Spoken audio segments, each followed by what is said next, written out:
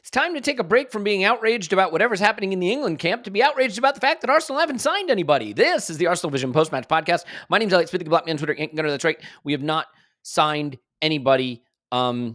I guess Amadou and Mikel out, right? Is that how we do this? I don't know. We'll talk rumors. We're going to talk about Eze rumors and Onana rumors and maybe one or two others in terms of what we might like. Maybe a little sprinkling of Nico Williams here, a little bit of Yusuf Fofana there. We'll talk about that kind of stuff. We're also going to talk about the PSR shenanigans going on, the Villa, Juve, Everton, Chelsea stuff. And I am very delighted that not only am I going to do that here on this episode, but we have an interview coming up for you this week with Kieran Maguire. So that'll be out for patrons today. I believe the scheduling is that that'll be out on the main pod on Thursday. So if you're a patron, you want to grab that today, you can. We've got some other patron stuff out there. We're going to be doing a scouting video for Eze, as well as I think we'll get Nico Williams in there because I think it's time. We've done Onana. Maybe we'll do another Onana. And Scott's going to do a data review for all those players as well. So you'll get the chance to see the video and a chance to process the data. So that's coming up. We have a history pod with Tim on Wednesday. We have a main pod on Thursday. And on Friday, we have whatever the hell we think of between now and then. The news cycle giveth and the news cycle taketh away. Here with me now is Tim. You can find him on Twitter at Stillmanair. Yes, thank you. Hello, Tim. Yeah, hello there. Hey, by the way, Clive and I will be in Los Angeles in July, as will Arsenal, as you know.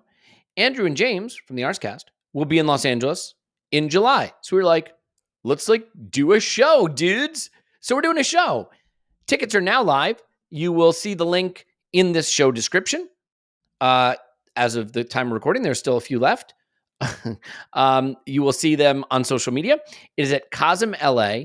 It is a super, super cool technology. If you might remember, I went to Salt Lake City with some local area gooners there to watch the Liverpool game in shared reality. That was their demo facility. This is their full facility. It's got food. It's got beverage. We're going to watch a season review video in shared reality together, then a live pod with Andrew, James, Clive, and myself, then a party starting after that with special Arsenal guests and things like that. So doors open at 5. Show starts at 7. Show ends at roughly 8:30. Party kicks off at 8:30 and goes till roughly 11. You can make a whole evening of it. It is Thursday before the United game. What is that? Thursday? Is that the 25th? I should know that. I am so sorry. Here we go. It is Thursday, the 25th, he says, completely knowing that. So doesn't compete with Ian Wright's pod that he's doing on the Friday, the game on the Saturday. It just makes for a wonderful time out in LA. I know Andrew and the Arscast gang and Poorly Drawn Arsenal have some stuff planned for Philly. Due to family conflicts, I don't know that I will be able to make it to Philly or Clive will. So we're keeping our options open there. But this is the event that I hope that you will make it to out in LA. And as I mentioned, the link is in the show notes. The link is on the socials and just out in the ether, general. If you're in the ether somewhere, wherever the ether is, just see if there's a link popping around. But you can go to the Cosm LA website and should be under their events page somewhere there too. So, okay. That is going to be a lot of fun. This is also going to be a lot of fun because we are going to talk transfers, which is, not exactly heating up and on fire. So, Tim, we'll get to the PSR stuff at the back. Let's do the transfer rumor stuff in the front. We'll start with Eze. There's some links. I don't know how legit they are, but you'd be surprised if there weren't links. He's a Premier League player. He's good, and he plays in roughly one or two positions that I think Arsenal could stand to strengthen in. So I'll just give you a bit of a free swim here. First, just what do you think of the player generally? Yeah, I like the player. I like the player a lot. I think the link makes a lot of sense. Now, I can't pretend I watch Crystal Palace absolutely every week, so I can't tell you the absolute ins and outs of his strengths and weaknesses and stuff like that. So I don't have a forensic eye for the player, but I like what I've seen. I also think he can play a cup. Like I think Arsenal are going to have to sign someone with a bit of versatility, which doesn't usually seem to be a problem for Arsenal. They tend to be quite good at doing that. But I think the kind of situation we're in now is where the first 11 looks pretty set to me, other than maybe the kind of Jorginho Partey kind of position. Like if someone is going to come into the team, it's going to be in two, and definitely be a first 11 player. It's either going to be that position or left back. I think. And even if we don't sign a left back, maybe that's Yuri and Timber. I don't know. But it feels to me like those are the positions that are potentially up for grabs. Because I think Declan Rice has to play as, I wouldn't call him a left 8, I call him a left 6, but with, a bit, I think he plays it very differently to Granit Xhaka, but I think that's his best position. I think he's better box to box. So I think like the space next to him is potentially open, and I think left back is potentially open. So further forward, I think it's going to have to be, or ideally it should be someone who can play a couple of roles, and particularly when you've got a player like Saka, like, to me, it is a complete waste of time to buy dedicated backup to Bukayo Saka. Complete waste of time to buy a right winger, because there's every chance that unless Saka gets injured, he just won't play, and it would just be a waste of money. And I think usually what happens when you have these players who are just not going to be moved by anyone is you get someone who can play a couple of positions and potentially fill in for them. So the Invincibles, for example, had Sylvain Wiltord, and Wiltord could play up front, but he could play on the right wing as well, so that Henry had a very good fitness record. Usually Wiltord played on the right wing, but he could play there, and that was good. And even like the money Tottenham wasted on backup strikers to Harry Kane before they realised, actually, when Kane's injured, let's just play Son through the middle and let's just buy a left winger because that's easier to do. So, sorry, very convoluted way of saying one of the reasons I like Eze is I think he can potentially play a couple of roles for us. I don't know how likely it is, how expensive it would be. I know there's some suggestion of a release clause, but it all has to be paid up front, etc., etc. So I like the player, but I haven't seen enough of the player to be utterly, utterly firm about that. But I think it makes all the sense in the world, right? Like, he's going to be linked with, like, I guess the litmus test is always, how would you feel if this player was linked to Manchester City? Because if he was linked to Manchester City, I wouldn't bat an eyelid. Not because I don't, but because I think, that's the kind of player City would be interested in. Yeah, I got to be honest. Like, I like the player. I can't decide if this is in that hell yeah, sure thing, fist pumping as the posts come out that he's joined kind of thing, or if it's just more of the, this makes a lot of sense and I can see why we're doing it. You know what I mean? Like, I'll put it this way. I don't think there's a scenario where I'm like, this is the wrong guy. I'm just sort of curious if I think this is really the guy. But to your point, we need more Leandro Trossard type players in this team. That's exactly who I was going to mention. That's exactly what I thought when we signed Leandro Trossard. And it did, right? It wasn't like a I still wouldn't say like world class, like amazing, transformational, but very worthwhile. But also because of the money we bought him for, right? That comes into the equation. If he was £100 million, what he's produced so far would be seen through a different lens. Yeah, and so if you look at him, he's been about Palace for a few years now. He's going to turn 26, I want to say, any day here now. Yeah, like June 29th. So he's going to be 26 for next season. He kind of had his breakout season, statistically speaking, this past season. 24 starts, 27 matches played, 2,000 minutes. The season before that, 30 starts, 38 matches played, and 2,600 minutes before that. Not a lot of playing time, but it has started to break out a little bit here. If you don't want underlying metrics, if you're not curious about the XG and all of that stuff, then I can tell you that he had 11 goals and 4 assists this season with 1 penalty. He had 10 goals and 4 assists the previous season with 1 penalty, playing largely, I think, sort of inside as an attacking midfielder, but can play left wing as well. He's on about $100,000 a week. I think you could put him on 150, and I think he'd be real happy with that. And that's, a very reasonable wage to be paying someone that's in that sort of Leandro Trossard squad area. A couple of things I like about him. He takes shots. He gets his shots off, right? We need players that will get in there in that attacking midfield role and take some shots. He also is a really good dribbler. And I do think one thing that we lose when Jesus is not in the team is that extra guy who can pull a defense apart off the dribble. And I think, if you look at Pep's teams, a lot of times in prior years, they'd get it out wide to someone who could beat a man. They'd beat the first man, pull the defense out a little bit, and then you'd get the cutbacks, then you'd get the pullbacks, you'd get the crosses. So I think about a Raheem Sterling or a Riyad Mahrez, right? I think Grealish was meant to be someone who could do that a bit. It hasn't really worked out.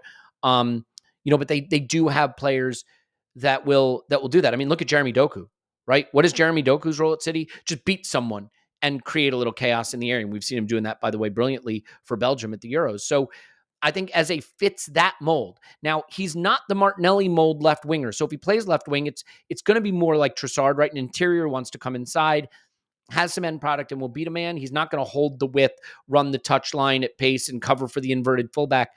But if we're moving away from a Zinchenko, do you need someone who's holding the width and running the touch line like that? So many of our signings really depend on how we want to play. I guess the question is, do we think Rice, Odegaard, and Eze is the right balance in a midfield? And I would say that if you look at clubs like Liverpool and City that have dominated the Premier League for the last, whatever you want to call it, 8 years, 7 years or so, that's roughly the makeup of how they want to do it, right? I mean, it's Rodri with a De Bruyne and a Gundogan, right? Or a David Silva and, whoever else you want to put in there. It's not 2 6s. It's not a double pivot, really. I don't think Liverpool have done much of that either. They had Fabinho back there, and then they were able to throw more attack-minded midfielders out there. And I think against most of the league, that's what you need to do. Then, when you play the Cities and Liverpools of the league, do you want to be able to bring in Jorginho instead? Right? Do you want to be able to bring in someone that's a little more solid there? Maybe it is a situation, and we'll shift to this guy in a minute, where it's Onana and Eze.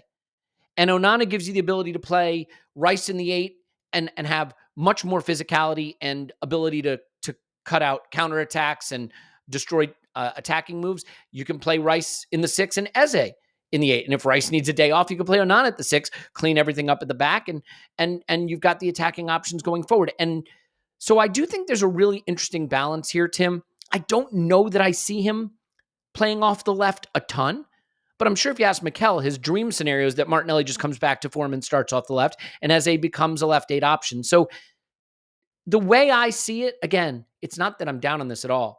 I don't see this as the hell yeah, we're winning the title signing. I see it as an excellent way of addressing certain areas of need and qualities in the squad, especially some dribbling in the final third. So I'm in on this. The price and the wages feel like they are totally reasonable in the context of what's happening in the wider market.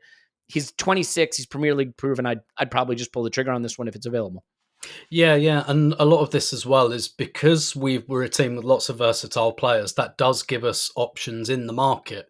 I think I might have said this, about Sesko, about him turning us down. We don't have to pivot to another centre forward because we've got interchangeable pieces. We can say, okay, let's not go and get a 7 out of 10 centre forward because we could use a wide player just as much. So let's shelve that and go and get like a 9 out of 10 wide player instead. And it's kind of similar with the the quote unquote left 8, I guess.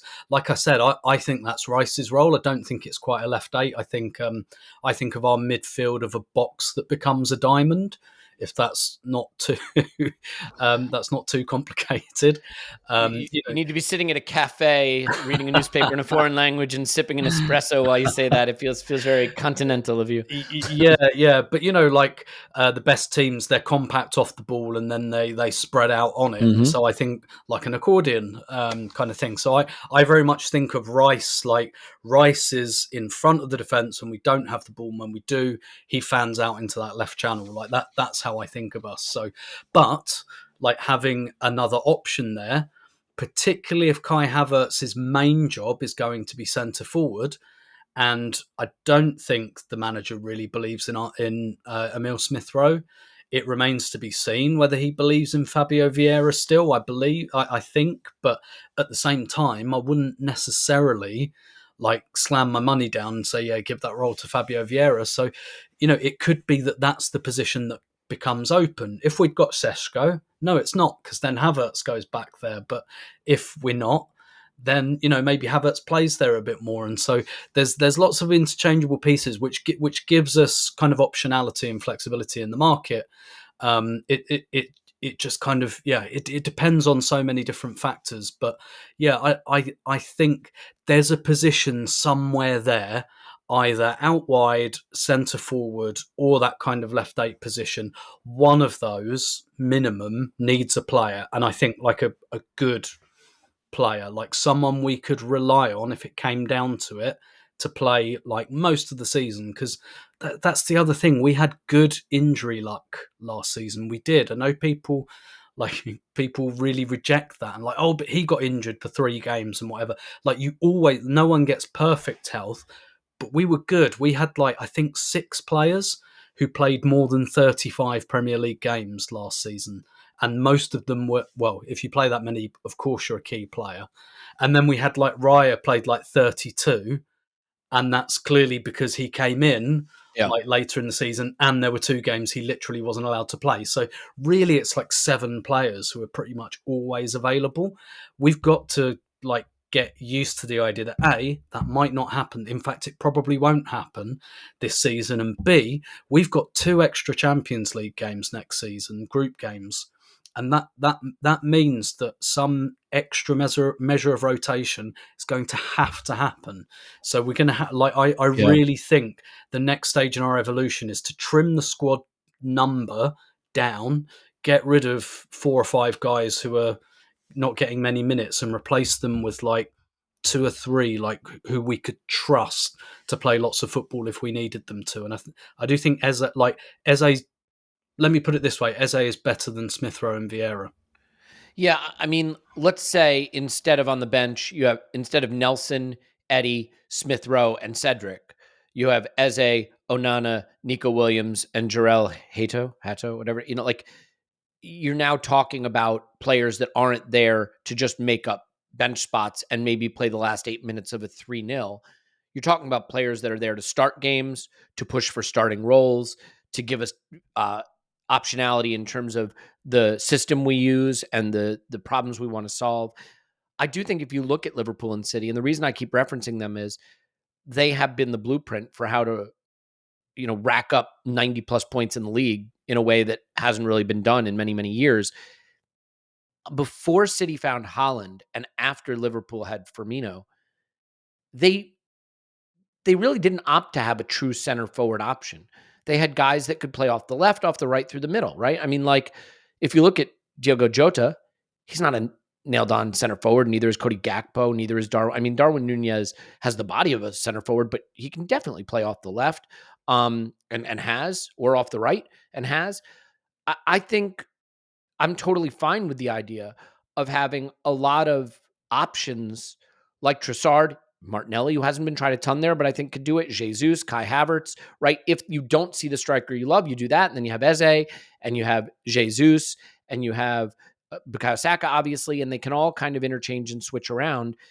I think that gives you a lot of different ways of breaking down a defense, and mostly, I think it works. I'm sure there are people that want that tall guy Summer, right? That tall king to stand in the middle of the front line and be a focal point. I think Kai Havertz gives us that, to a great extent. So I like the mix of profiles if we go for him.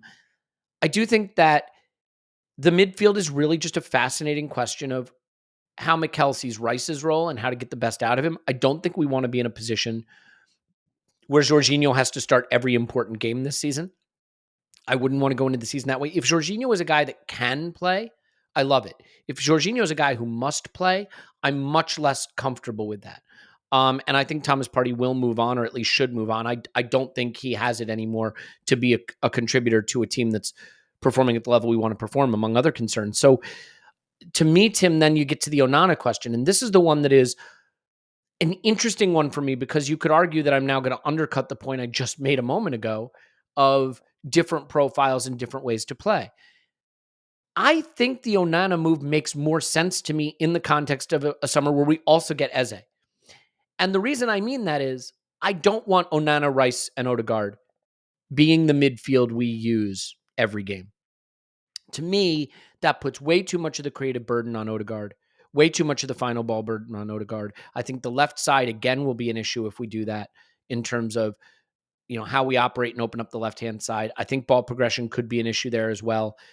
So, look, I know Onana just had a good game for Belgium where he progressed the ball well, but people have got to stop watching a player play 50 games for their club and then deciding who the player is based on 3 games for the country. I mean, I'm seeing all kinds of, Kai Havertz is no good takes right now because he had 2 mediocre games for his country after having 50 excellent games, mostly excellent games for his club. Like, we know who a player is from how they play at their club. Let's not reinvent the wheel based on how they play in international football at the end of a grueling season for 3 games. So with Onana, Tim, I'm curious what you make of him, because clearly talented, clearly has the athleticism to play in the system that we play in. I think he can solve a lot of problems for us, for sure. I don't think an Onana, Rice, Odegaard midfield is the one I'd want for most of the games we'd play, although there's certainly games where I think it'd be a massive advantage for us. So do you see these two almost as linked, in that if we get a really bright attacking left-sided midfielder that we can use in some situations, and a really effective, more defensive-oriented pure 6 that we can use in others, then you have a nice midfield balance? Because I think I like these moves in connection with one another more than I like Onana absent a more attack-minded midfield option. Yeah, this one's intriguing. And to your point about, players judging players on international tournaments, if you watched England so far, you wouldn't think that Phil Foden, Jude Bellingham and Harry Kane and even Bukayo Saka were or even Declan Rice were particularly good players. And that is very, very clearly not the case. I think with Onana, I think with Onana, this is a link I don't really get. But at the same time, I think Arsenal have come to a stage with their recruitment where I would be inclined to, that meme, not everything needs a reaction, learn to sit back and observe. That's where I'd be. Because on one hand, Onana's progressive passing numbers aren't great, etc., etc. On the other hand, he plays for Sean Dyche's Everton, so is that a good environment for a progressive passer? But then again, either way, it doesn't really prove that he can do it. But I think what the Ramsdale signing taught me in a way was not to look at what a player doesn't do, but look at what they do, and what they do a lot. And do you remember when we signed Ramsdale, everyone was like, but he played the most long balls in the Premier League. Why are we doing this? And it was like, because he played the most long balls in the Premier League. Like, that was the point. Like, if you have a player with a massive data point, then that's probably what's caught Arsenal's eye and Arteta's eye. And so rather than looking at assuming that we want like a progressive passer for that role, what does he do quite well? Well, he's quite a good dribbler, isn't he? Onana. The other thing as well, like, I wouldn't be behind Onana as a signing if I thought he was going to be like a nailed on starter or close to it. I really like, I'm really expecting Arsenal to go for more of a Jorginho and Partey. Like I say, I think Rice is much better as that left 6 who's got a bit of license to push on. And it could be that Arsenal have made that decision, that they want that, but they also want someone else who can do that if Declan Rice is not available. Again, just building that contingency so that in the event that Declan Rice can't play every minute of every game, we have maybe some semblance of a plug-in and play player there. Or maybe we just want someone else who's just got like a different set of attributes for the midfield. So Onana, and this also comes into the sort of price that we would pay for him. If Onana was coming in as like a bit of a rotation option, I could really see it. I could see like, okay, that's someone who broadly could do that Rice kind of role and it's another option. But if he was coming in as our midfield signing, I would have a few more questions about that. That said, like everyone else, I absolutely loved the video of Onana. Oh my God. Do you want to describe it for people who haven't seen it? So I think everyone probably has because it went mega viral, but he's in the mix zone and he's answering questions, I think in French. It's been a week since I've seen it. Obviously Belgians, very kind of polyglots usually, but he's answering questions, I think, in French. And then someone shouts out Andre at him, obviously confusing him with Andre Onana, who plays for Manchester United, and he just turns around and in the most perfect London accent, I don't know how he got that accent because he plays for Everton, but just perfect London accent, just went, Andre's not my name, like that. Yeah. And it was just like, not even my name. Yeah. and it's gone to, and it's just like, I know some people like that who are like bilingual and are so good at the other language that they sound my daughter is like that actually, but and they sound like two different people when they're speaking two different languages, and that was just like a lovely example. But I'm now really curious about where he got like a London accent from, but I don't really know about his background, so there might be a very good explanation for that. Yeah, once upon a time I spoke French pretty well. I'd say, let's say like with near fluency, once upon a time, right?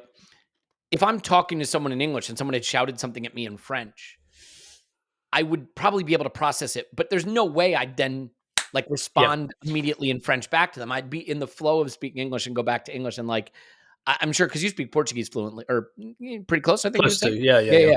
But you know what I'm saying? Like if you're talking to me in English and someone shouted at you in Portuguese right now, you'd probably just... It'd take me a few seconds, yeah. It's a great video. Well, on the Onana thing, like it's tough because people during transfer windows especially get very, very intense about their evaluation of a player. And I think you have to be honest about who that player is. And sometimes, so this is where it's really tricky. We did a scouting video for Declan Rice last summer, and obviously loved a lot of things about him, as you would. But there were some concerns that I had about ball progression and some of the passing angles and capabilities. At the time we were thinking of like a Thomas Partey in his absolute best. What is Rice compared to that? Now, Rice has been brilliant. I think I gave him a 10 out of 10 on our season rating. So please keep that in mind as I'm about to say what I'm about to say. I still don't think Rice is Thomas Partey from a ball progression, final third entry standpoint. The data shows he's not, by the way. Now, he does it a little differently. He'll carry the ball, right?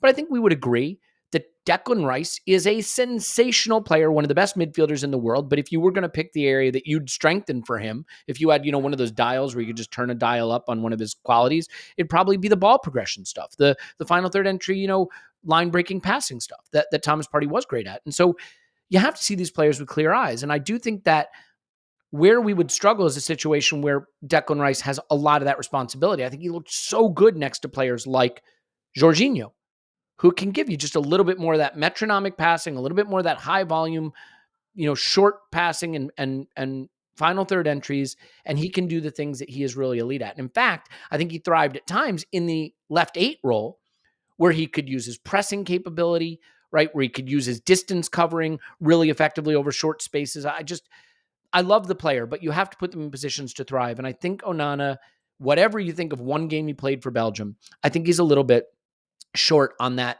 side of his game. But here's the hard part, Tim, the really hard part. I was worried it would show up as more of a problem for us with Declan Rice because of what I saw with him playing for West Ham.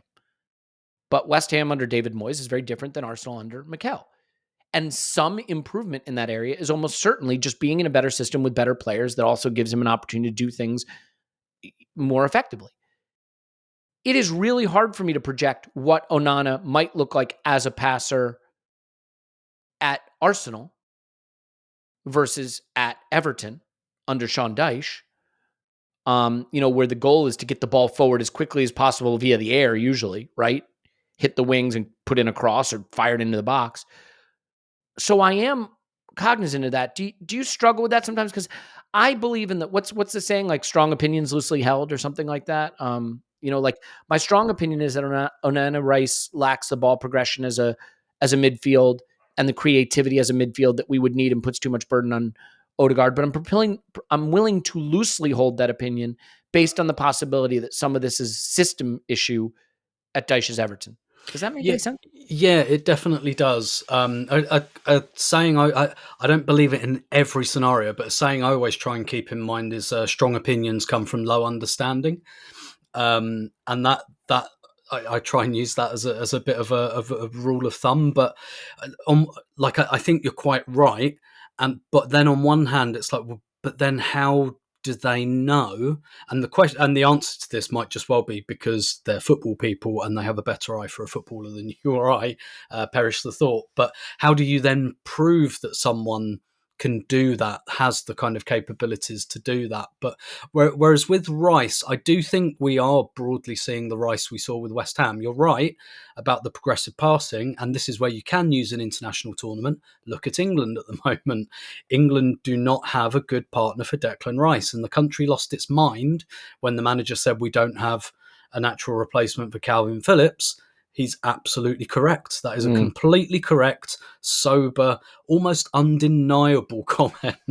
But obviously people took it as Calvin Phillips is the best footballer that ever lived. We cannot go on without him, which was not what Gareth Southgate was saying. He was saying that he had a very good foil for Declan Rice, and England don't have it at the moment. They will very soon with a couple of young players coming up, but they don't have it. And so you are seeing kind of what happens when Rice doesn't have a good partner. Whereas at West Ham, they actually changed him from season to season. He had 2 seasons ago, he sat and Soucek went forward, and Soucek got in double figures for goals. And then they swapped them round the season before he came to Arsenal, and Rice had a bit more license to go on that left side, and he ended up with like a reasonable number of goals and assists. And by the way, he got a good number of goals and assists for Arsenal this season as well. So I still think he's like a box to box kind of guy who you sit out of possession, but when you do have possession, you kind of let him go a little bit, and he's got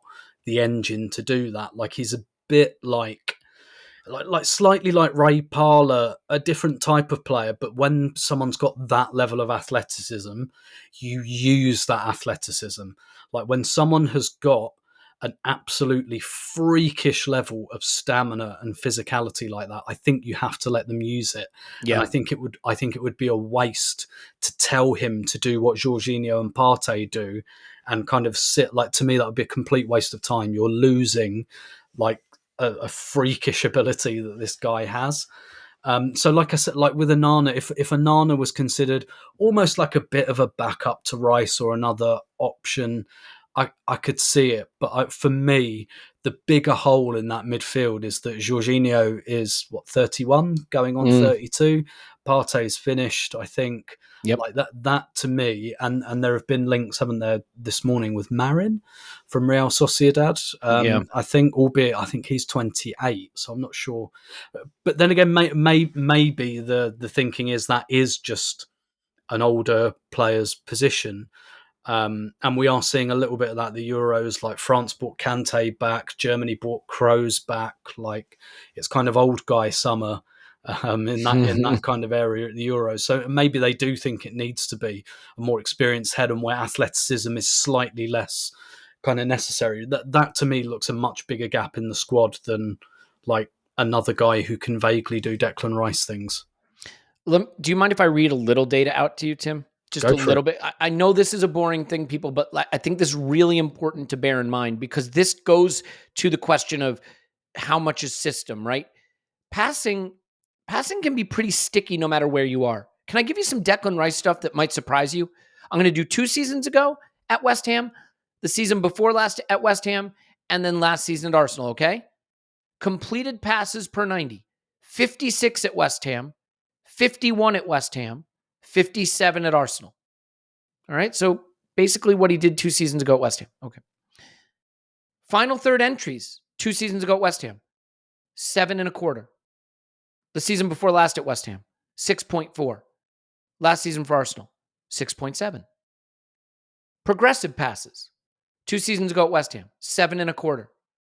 The season before last at West Ham, 6.6. Last season at Arsenal, 7.7. So, half a pass more at Arsenal. But basically, his passing stats stayed sticky. Why am I telling you that? Because now I'm going to tell you this about Onana. You ready? At Hamburg, in 2 Bundesliga, 33 passes a game. Lille, 34 passes a game. Everton, 37 passes a game. Final third entries. At Lille, 3.5. At Everton, 4.4. Progressive passes at Lille, 3.91. At Hamburg in the 2 Bundesliga, 4.5. At Everton, 4.6. Onana's passing stats have been pretty consistent in terms of what he does. That's 2 Bundesliga at Hamburg, Lille in Ligue 1, and Everton in the Premier League, with a very idiosyncratic manager in Sean Dyche, who has a very specific way he wants to play, and yet his passing stats all fall within a pretty tight cluster. So let's not assume he's just going to become a different player. That's all I'm trying to say. Don't anticipate that a guy who's been a 35 pass, 4 progressive pass, 3 final third entry player for the last 4 seasons is going to suddenly be an 80 pass, 10 progressive pass, sixth final third entry player when he comes to Arsenal. I just don't think if you project like that, I'm not saying it can't happen. I'm saying it's a risk. It's a risk to project like that. Let's do this. Let's shift gears and talk about just a couple other hypothetical targets, then we'll touch on the PSR shenanigans briefly. So, okay, Tim, Nico Williams. If we do want to just target a forward, I think that there are a lot of names out there. There was obviously the Sesko links. That's not going to happen. I have to admit, I love the player and don't love the player for us, in equal measure. It's a complicated one. We've talked about it at length. Pedro Neto, interesting player, probably a good rotational option for Arsenal if it weren't for the fact that he's made of straw. But Nico Williams, he looks really exciting. Now, this would be a decision to get a player who really puts under threat, I think, Martinelli's path to being the guy. But the goal isn't to make Martinelli the guy. The goal is to win titles in Champions League. So Nico Williams, is that a name that interests you? How do you feel about that? What I understand is the fee wouldn't be a lot, but apparently he's on an outrageous wage at Athletic Club. So we would wind up having to give him some hefty wages. But in total outlay for him, I think very reasonable for that caliber of player. Yeah. I've seen 2 games and I'm all in. Yeah, that's all you should need, really. Yeah, I've seen 2 games of him at an international tournament, and if football history tells us anything, signing players off the back of a couple of strong performances at an international tournament is absolutely the way your recruitment should go. Can't miss. I like what little I've seen. I've read a bit about the player as well. Obviously, a lot of it related to his backstory, which is kind of fascinating as well with his brother. But I haven't seen nearly enough of it. To me, he looks like exactly the type of wide player I'd really, really like. And to me, that strikes me as I don't think this summer we're going to get the Declan Rice signing in any position. Do you know what I mean? I don't think we're going to get that player that's oh my God, this guy goes into the starting 11, he plays every single minute he's fit for, and he raises our level. I think it's going to be more maybe Timber type signings, I guess, really good, strong additions, but who really kind of fall into a bit more of a pack, but a strong pack. I mean, so the idea for me of Martinelli and Williams and Trossard as being options on that left side, yeah, I like the sound of that. Particularly if we can't sign a striker and it's Jesus, Havertz, Trossard as your kind of 9 options, and Trossard, Martinelli, Williams as your left up, that seems pretty strong to me. But like I said, I've seen even less of him than Eze, so I can't be absolutely firm we must get this player at all costs. But based on a very limited scope, I think that's the age profile and the profile of player I'd be very interested in. But I imagine a lot of clubs are going to be as well. Yeah, he's about to turn 22. He's on, I think, a little over 200,000 euros a week, and that might be after tax. I don't know, so don't quote me on that. His numbers have been improving steadily each season, which is what you want to see. The underlying metrics are good. He had 5 goals and 11 assists this season. He's a player that I would be really interested in. I think this is where it gets so difficult from a squad building standpoint, though, because where do you want to put your resources? I mean, if you buy Nico Williams, I think you're getting a stick-on left winger, right? I don't think you're getting a play him all across the front 3 and maybe at left 8 kind of guy. So now you have a guy in Trossard who's primarily a left winger but can play a bit of 8 and center forward. A guy in Martinelli who is very much a stick-on left winger also, but maybe a touch of center forward. A Nico Williams who's a stick-on left winger. And it's and if you get Eze, a guy who maybe he's left 8, but he can also play a little left wing, it feels... I mean, I know we all want to solve the left-hand side, but having 42 options there is not necessarily the way to do it. And Jesus can play over there if you need him to. So I look at it and I say, well, I've got Trossard. I don't love his performances over there, but he gets me goals over there. If we get Eze, I'd prefer him at left 8, but he can play over there. Gabriel Jesus can play over there. And Martinelli's the guy we want to make work over there. I'd still prefer to probably try to solve the right side in terms of a player of the Trossardian level who can come play for Saka. But maybe in Mikel's eyes, Martinelli can play off the right. He did play off the right for us in the final game of the season. And I think he looked pretty good, by the way. Everything but the final ball a little bit, which is kind of the opposite of usually what you get with Martinelli. And Jesus can certainly play off the right. So difficult one. I think improving the front line is going to be really, really tricky because of the cluster of players we already have in the front line. When I say Saka, Martinelli, Havertz, Trossard, Jesus, it's There's not room a for one. it's not a bad group, but there is room for one. And what that profile should be exactly. Should it be a striker? Should it be a player who's predominantly off the right but can play across the front three? If you get an Eze, you could argue, if you got Eze and Onana, you could argue, I bolstered my midfield with both attacking and defensive qualities. I bolstered my forward line because I feel comfortable playing Eze in that line as well. And maybe you put your attention somewhere else. I'll be so curious to see how they solve this problem because I'm not sure what the right solution is, what the right answer is. I'll just give you one more opening here. Any other names bouncing around right now that seem interesting to you? One that's come up, but I haven't seen strong links, but it is a curious one, is Yusuf Fofana. He's not going to be very expensive.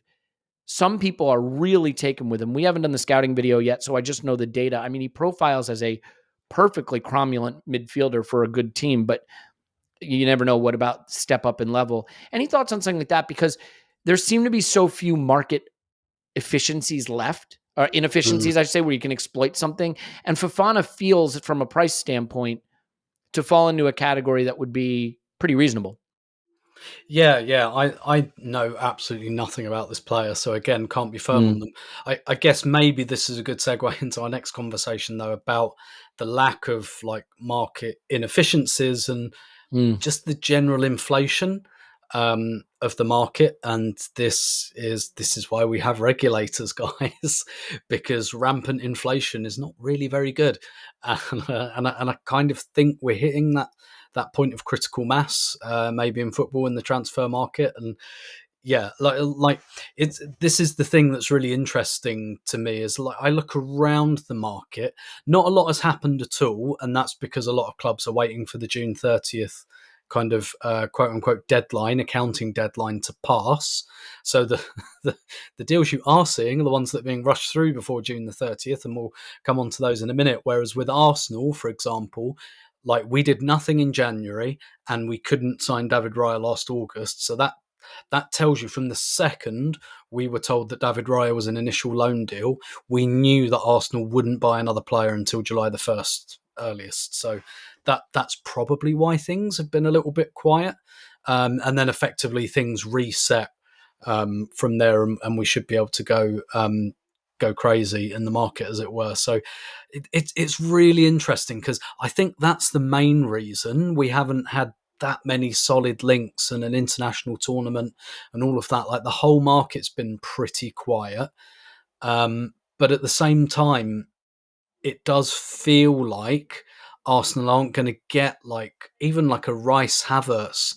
Like I said, it feels to me more like it will be Timber Trossard type signings, and obviously those are harder to identify. And even Trossard was a market opportunity that kind of came up out of the blue because he fell out with Roberto De Zerbi. So it might be waiting for a tree to shake somewhere and something like that to happen. I guess the thing is, what we haven't had this summer is we haven't had the market setter. We haven't had the big transfer yet. And maybe it was Rice last year, actually, overall, that big kind of, okay, this has kicked the transfer market off, because now West Ham have got 100 odd million in their pockets and they're going, we haven't really had that yet. No one's made a big move. And until that happens, I think it's going to be really difficult to predict what Arsenal or anyone is really going to do. Yeah. I don't want to express a strong opinion of a player that I haven't looked at too closely, other than to say, from a passing standpoint, he profiles, I think, a little bit more like the Jorginho option than the Declan Rice option, or I should say Onana option, right? A little more progressive passing, a little more progressive carrying, a little more attack stuff actually there. He scored 4 goals, had 4 assists from central midfield, takes a little over a shot per 90. So there's a little bit more forward arrow in that game than there is backwards arrow. But just one of those situations where, everybody's talking about who's a good value. I don't know that anybody's a good value if you're a big Premier League club in the market right now, but I'll say this. I think we're sort of past the stage where we can value our way to a title. We probably need a couple of really big players to get over the hump. If we really want to do the Premier League and the Champions League, and you could roll your eyes and be like, well, we're just not going to do that. Well, that's the goal. I mean, and I think we're a big enough club that we should probably be thinking that we can do that, especially maybe if Liverpool take a step back and it really is a 2-horse race and Pep may be leaving in a season. You want to be prepared for that. I think buying guys who are 25, 26 right now, who are in the peak of their career and ready to be good for the next 3-4 seasons and be dominant, that's probably what we need to add. Easier said than done. All right, last topic here. And I know there's some other stuff going on. We could talk Kieran Tierney injured again, just really sad and unfortunate for him. And I have to be honest, I saw some people sort of moaning on social media about, oh, there it goes. Now we won't be able to sell him. And I get it. And I get that reaction. But the primary reaction should be sorrow for the player, because at the end of the day, even if I never thought Tierney was good enough for us, which has sort of been my opinion in general, he's a good guy. We saw from the documentary, he's a guy who struggles, I think, a little bit with some mental health issues in terms of just being away from home and, thriving in a professional sporting environment that's really difficult, and it's just been beset by injuries. And so we wish him a speedy recovery and the best for his career and for himself, because it's really just a shame. And, to miss that last game with Scotland, where they unfortunately did not really show up and play very well, but that's another story. A shame for Kieran Tierney. But setting that aside, PSR stuff. So we're going to talk to Kieran Maguire, and he will give us the insight we need to really know the nuts and bolts of it.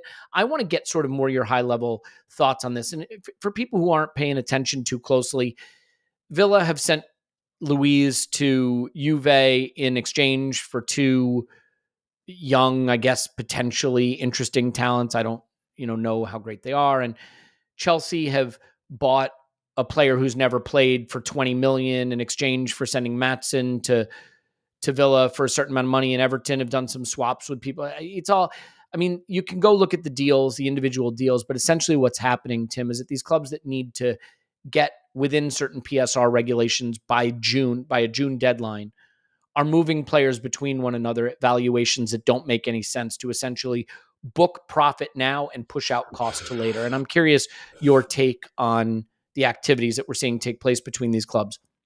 Yeah, I think the first thing to say is it's all kind of by the PSR rules. It's above board. It's above board. Yeah. So it's a loophole, and as ever, it's like, well, do you close that loophole? But it might be challenging to close that loophole, because when you want to change something, you need 14 clubs to vote for it, and are 14 clubs going to vote to close this loophole? Probably not, because they already didn't vote for the idea that you could sell players to clubs that you also own and stuff like that. So related party transactions. But to be fair, if I understand this correctly, they voted against banning those because the language was overbroad, and they determined that it would create some challenges for just ordinary course of business stuff. So I think that's going to be back on the docket with a more properly crafted regulation. So and this will all come into, I think they're looking at redrafting PSR anyway. Which I think there are a couple of things that really interest me here. Putting aside, because the moral case for it, people can make up their own minds around that. They can see what's happening. They can see it's a loophole.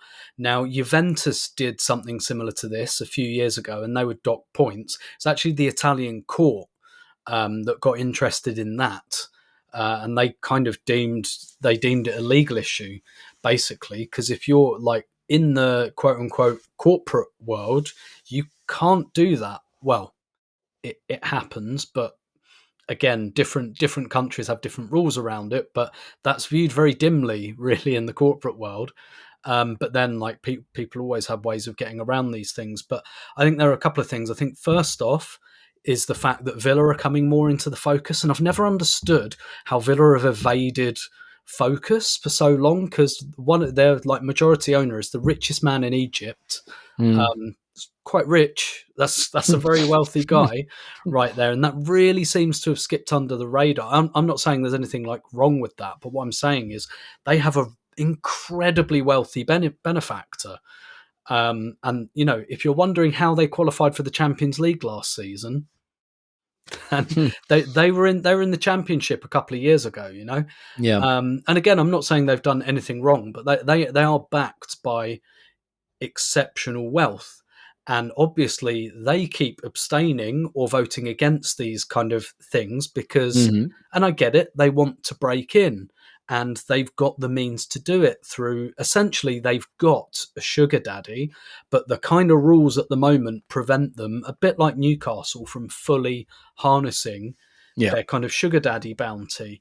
And last summer, Villa sold loads of their academy players to kind of, I mean, I say get around PSR, to comply with it is probably a better phrase, because again, whatever you think of the moral case, there's nothing wrong with doing that. And I think it's definitely an unintended loophole that has meant that academy players have now essentially become pawns. That is a flaw in the regulations. That means that clubs are now incentivized to sell academy talent. So even someone like Cole Palmer, I don't think Man City wanted necessarily to sell Cole Palmer, but Man City is not a squad set up to sell its players. Man City is a squad set up to keep Gundogan till he's 34, to keep De Bruyne till he's 34, to keep Aguero till he's 33. They're not looking at making profit on players, and essentially that's not really what a sports team is there to do. You kind of should have to do it to survive, but they saw an opportunity to make some money, and they're looking around their squad and they're like, who are the next guys out the door? Kyle Walker, he's 34. We're not getting loads of money for him. So there is this weird loophole I do think that needs addressing around academy talent. And actually, I think this is the slightly grimier end of it, where they're really moved around like pawns. I'm sure that they and their families are well compensated for it. I hope so. And it's up to them what they do with their careers and stuff. But that feels like pretty grimy to me. But the other thing I think is, why all of a sudden is PSR looking so dated? And the reason it's looking so dated, like, these rules were set up in the wake of Portsmouth and what happened to them. And lots of clubs were like, we want to safeguard against that. We don't want clubs going to the wall. I'm a believer in regulation in football. I think football clubs should be treated differently to other businesses. I think they're community assets, and I think they warrant some level of protection. So PSR came in on the back of Portsmouth and Leeds before it. So PSR is not about stopping teams from competing, albeit I have to say I do think that was, for a long time, that was a kind of consequence. But it's actually about stopping clubs from going to the wall. And I kind of dread to think what would have happened to Everton without it, because I don't think Everton's ownership really care about them. I'm sorry. I think Everton's owners would have been willing to do what's happening to Reading at the moment if they needed to. And the regulations have kind of stopped that. So for me, the wider question is, why now is lose it? Like, the PSR allows you to lose £35 million a year. Why is that outdated? It's because certain clubs have inflated the transfer market so much that just to exist in the Premier League, you have to lose tens of millions of pounds a year, in which case, what is really the point in being in the Premier League in the first place? And that's an incredibly unhealthy thing. And this is some of the things that supporters of those clubs don't understand, I think, as well as absolute basics around how rules are passed, what PSR is, what it was brought in for. What a lot of those clubs don't understand is the reason lots of clubs want something like this.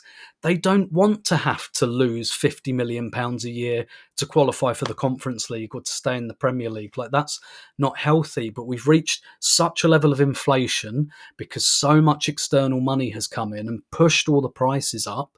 And Chelsea are a massive, like, probably the most guilty club about this, that now loads of football fans are saying, I want my club to lose even more money than that.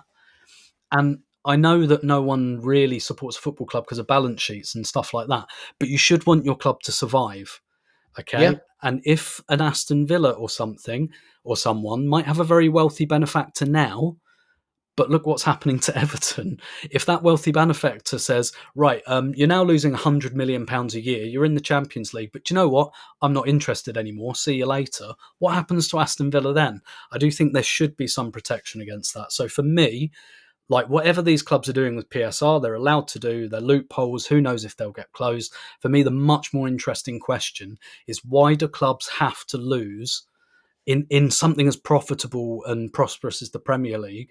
We're now in a situation where clubs have to drive themselves to the brink of bankruptcy just to compete. That seems backwards to me. There's a major catch-22 though, Tim, and I really believe the only solution now that would allow for clubs to essentially turn a profit and exist in a world where the league was competitive and exciting and had great talent and the clubs turned a profit is to go to a closed system and have more of an American style model. So the only solution for the financial problems is an American model. But that simultaneously destroys the fabric of the game as we know it and love it, kills the football pyramid, and really kills what makes English football and European football very special. And that And is a danger as well, because you've nearly got an American voting bloc in the Premier League. Once you have 14 American-owned clubs, you could go there very quickly. Yeah, I mean, I think we saw with the Super League protests, like there is an extent to which their ability to just unilaterally decide to do something like that is limited by fan sentiment and maybe even by government intervention. But it is a challenge because the idea that a sports league should just exist where the only way you can participate in it is increasing tens of millions of pounds of losses every year, I think we know that's not sustainable because at some point, an owner picks up stakes and says, well, I'm done with this. This was fun for a while. I'm out. And then that entity goes out of business and you're just waiting for your turn to go out of business. Like that doesn't make any sense. So look, we've gone a bit big picture with all this stuff, but let me say this. In any world where there's financial regulations, there will be loopholes and shenanigans to get around the regulations. And I want to make sure we emphasize something. There's a difference between breaking the rules and creatively operating within the rules. Like what City allegedly did is break the rules and lie about it. Those are the allegations. They broke the rules and they defrauded the league and lied about it. Those are the allegations of what City did. What Chelsea and Everton are doing here, while it may seem grotty or unethical, is not a violation of the rules.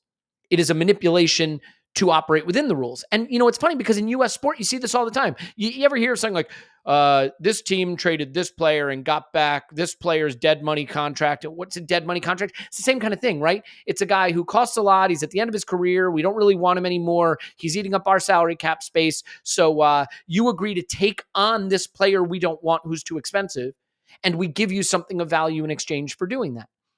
In Major League Baseball, by the way, minor league players get traded around without their say. They just literally, it's like, hey, you know how you're living in St. Louis right now playing for $40,000 a year? Well, now you have to go to Amarillo, Texas, because we just traded you. You have to be there tomorrow. They don't get a say. Now, I'm not saying that's good, by the way. That's not my point. My point is there's a lot of this stuff that happens in other leagues that we don't really notice. What makes the Premier League different is that the contract doesn't travel with the player. So the player has to negotiate a new contract. So to the extent that you might want to feel sorry for these players who are the pawns in these shenanigans, please bear in mind, they can't move to the new club unless the new club agrees terms with them. So at a minimum, they're getting some arm's length negotiation ability. So this, 17-year-old player who now is 19 million pounds, or a 19-year-old player is 19 million pounds, and you say he's being moved around just like some asset, no one's taking into consideration his career. The one thing I'd caution you to stop and realize is he's agreed to that move and negotiated terms. Now, the grotty part of this for me is the fact that unlike in places like the NBA and stuff, where usually this happens with the players who are 36 years old in the tail end of their career and like that kind of stuff, and I already mentioned the minor league baseball stuff, the movement of academy players for huge overinflated fees as pawns in an accounting scheme just feels wrong. Suddenly these players really are chattel and their careers are not being considered. But as I've already mentioned, on the other side of that, they are negotiating the contract. So there is a benefit there to some extent. Whether they're getting the best advice is another story. The real part of this that is, I guess, fraudulent is simply the valuations. The ability to say this player who has never played is now a 19 million pound player. I mean, literally, it would be like if Arsenal worked a deal where we're like Reece Nelson to Crystal Palace for 100 million pounds in one transaction, and Arsenal buy Eze from Crystal Palace for 150 million pounds in the other transaction. We would book 100 million pounds of profit in this PSR window. they would book 150 million pounds of profit in this PSR window, and then we'd both go depreciated over 5 years. And so for us, we'd have, I don't know what 150 divided by 5 is, 30. So we'd have 30 million pounds, right, each of 5 years. They'd have 20 million in each of 5 years, but we'd book that profit right now. And the question is, what are the benefits and drawbacks? Let's leave that for Kieran Maguire to discuss, because I think that's more the issue. But for me, I really believe the Premier League is in between a rock and a hard place here, because the kinds of regulations that would allow for clubs to make money and be profitable and set hard caps on wages, first of all, maybe not even allowable under certain labor laws.